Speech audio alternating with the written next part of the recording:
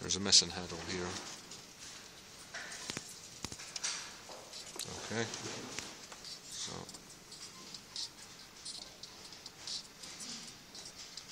just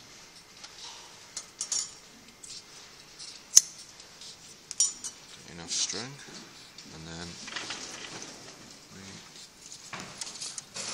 can you see that?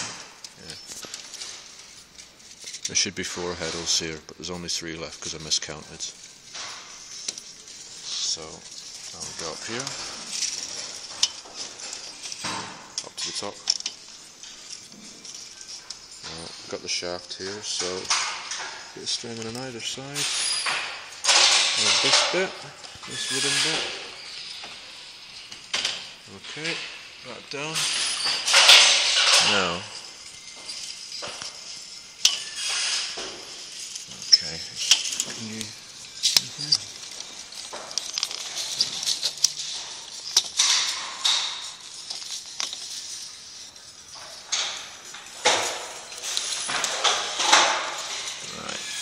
Now we find next heddle and we use this heddle as a guide. So first we make the top of the eye nice and gently. You don't want it to be too tight, so you want to have a little bit of give. That's about enough. And second half of the reef knot, like so. And now we make the bottom of the eye of the heddle. And again, you don't want it too tight, give it a little bit of give. So that's about right. Second half of the reef knot. And now we take this and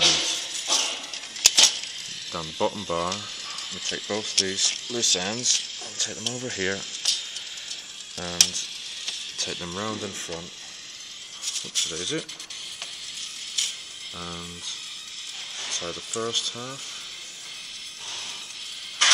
of the reef knot. Not too tight or else it won't move. So got a bit of give here.